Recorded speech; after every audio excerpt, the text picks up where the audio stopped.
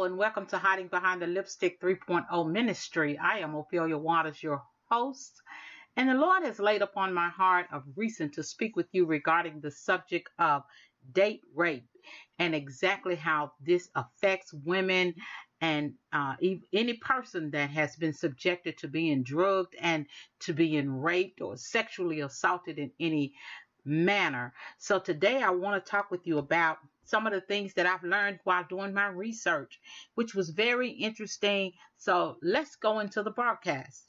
Now, regarding date rape, every 2 minutes another American is sexually assaulted, according to RAINN, which is the Rape, Abuse, and Incest National Network, and I've spoken from their data before. 44% of these victims are under the age of 18 years of age, and 80% of the victims are under 30 years of age, with 2/3 of the rapists are known to their victims. Yet 97% of these rapists never spend a day in jail. So we're left to wonder why the rapist is never arrested, never prosecuted, no justice ever for the victim. Date rape discounts the perceived notions that the rapist is some stranger who's lurking behind the dark, dirty bushes or hanging out in the dark shadows of the night and then overpowers their victim. Today, I want to share with you facts about date rape. The first one being date rape is forced or coerced sex between partners, dates, friends, or generally known acquaintances, or maybe, and it's sad, but maybe it could just be a family member as well. And that's really sad to say. But date rape occurs when the person is forced to have any type of sex or sexual act against their will, or perhaps drugging of the victim is involved. Now, drugging the victim incapacitates the victim, leaving them defenseless to resist or to even say no. Allow me to share some points on drugging of victims when the victims have been drugged. Dizziness occurs. Difficulty walking happens. Nausea and vomiting may occur. Tiredness and fatigue will become overbearing to the victim. Slurred speech and blurred vision. Feeling drunk after only a small amount of alcohol, or while waking up and feeling confused and disoriented and being uncomfortable, and there are memory blanks in the mind. Most date rape drugs take effects within 30 minutes, and the symptoms I just mentioned start and they last for several hours. However, after you have slept a full night, you may still experience the effects of being drugged. Mental confusion, hallucinations, loss of inhibitions. Now, if your drink has been spiked, you may not be able to see, smell, or taste it. The drug mixed with extra amounts of alcohol may be odorless, it may be colorless, and may not affect the taste of your drink at all. Women, it is vitally important that you be careful. Watch your glass at all times and trust no one. Again, I say trust no one. This is real, women. This is happening to women all over the world where they're being drugged and date raped.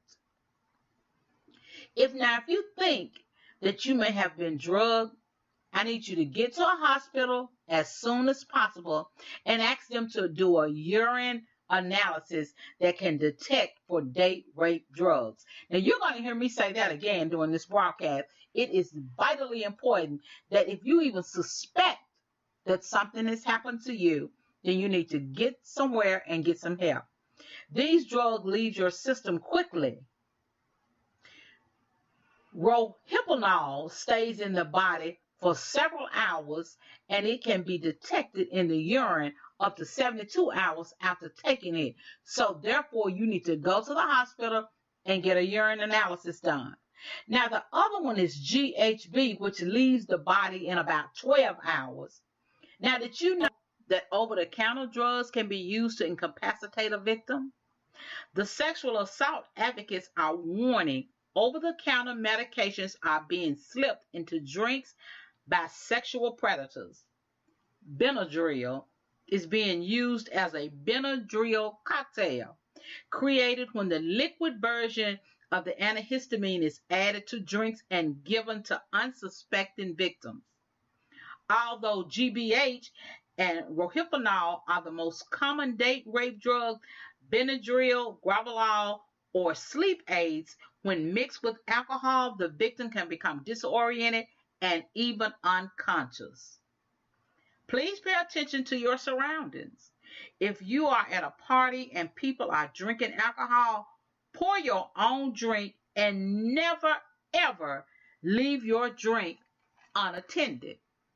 Please remember that date rape drugs often have no color, they have no smell, and they have no taste, which makes the person being drugged an unsuspected target. The pill rohypnol comes as a drug that is dissolvable in liquids. Some of the drugs are small, round, and white.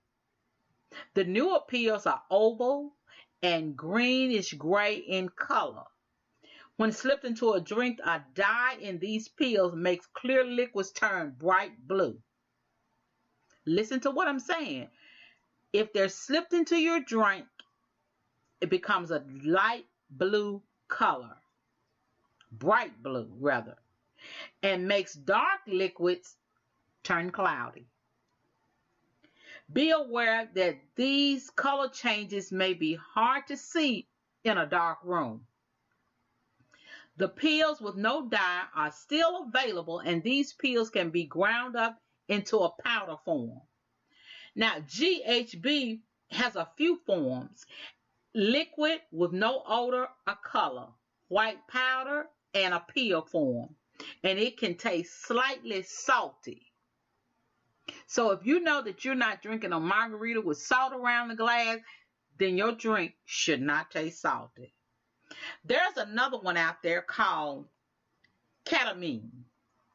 This one comes as a liquid and a white powder. Ketamine is known as the club drug.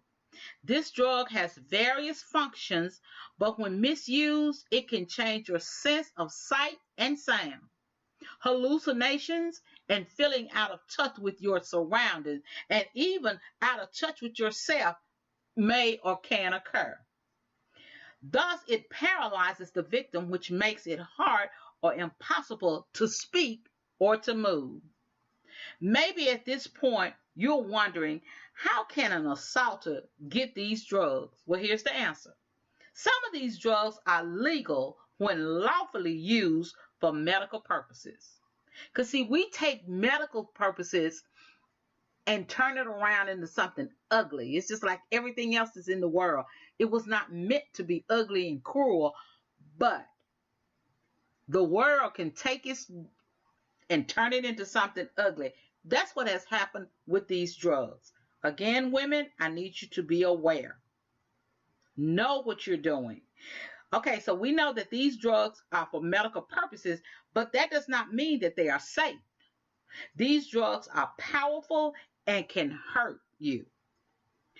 Rohypnol is not legal in the United States.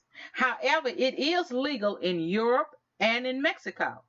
There it is prescribed for sleep problems and used for an anesthesia before surgery. But now it's being brought into the United States illegally. Illegally. Ketamine is legal in the United States for the use of an anesthesia for humans and animals, mostly used for animals. Now imagine something that's used for an animal, the size of an animal. If you will, use your mind. Think about a horse that this drug knocks out. And here you are, a small, petite woman, if I may say. You're small and petite, and then they give you this drug. It's going to knock you off your feet, blank your memory out, wash it out, and you're not going to know what happened to you. Be careful. Veterinarian clinics are being robbed for their calamine supplies. It is very dangerous drug. Now, GHB was recently made legal in the United States to treat problems for narcolepsy, which is a sleep disorder. This drug's distribution is tightly restricted. It means it's not easy to get to. So that means that people are stealing it, and then they're reconditioning it for other uses. The most common drug that women should be aware of is alcohol. Yes, alcohol. The cocktail drink. But any drug that can affect judgment and behavior can put a person at risk for unwanted or risky sexual activity. When a person drinks too much alcohol, it's harder to think clearly. It's harder to set limits and make good, healthy choices. It's hard to tell when a situation could be dangerous. It's hard to say no to sexual advances. It's harder to fight back if a sexual assault does occur. It's possible to black out and to have memory loss, and this is from alcohol. There is another club drug out there called ecstasy. Ecstasy has been used to commit sexual assault. It can be slipped into your drink without the victim's knowledge, but a person that willingly takes ecstasy is at greater risk of sexual assault. Ecstasy can make the person taking the drug feel all lovey-dovey and warm and fuzzy toward others, and the others meaning more than one. This drug may lower the ability to give reasoned consent. Once under the drug's influence, one is less able to sense danger or be able to resist a sexual assault. Women, again, I say, please be careful. It is vitally important that when you're out and you're partying and you're just trying to think you're having a good time, always know that there could be a predator on the prowl. Now, sexual assault is never, ever the victim's fault. Even if the victim took drugs, drank too much alcohol, it's never okay to have sexual contact with someone without their consent. Sexual assault is always the responsibility of the person who commits the assault. Again, I emphasize, it is never the fault of the victim, regardless of the circumstances and or the situation that the victim is in. You can protect yourself from being a victim. Do not accept drinks from other people. Do not accept open containers. And do not leave your drink unattended ever. Do not share drinks. Do not drink from punch bowls or other open containers. And do not allow other people to buy you drinks without you being there to watch it being poured. And look, carry the drink yourself.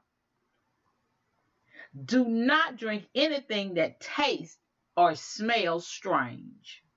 Try to always have a sober, non-drinking person that you can trust with you when you're out and about. If you feel drunk but haven't had any alcohol, or perhaps you feel like the effects of drinking alcohol are stronger than usual, get help immediately. It is important that you get help immediately.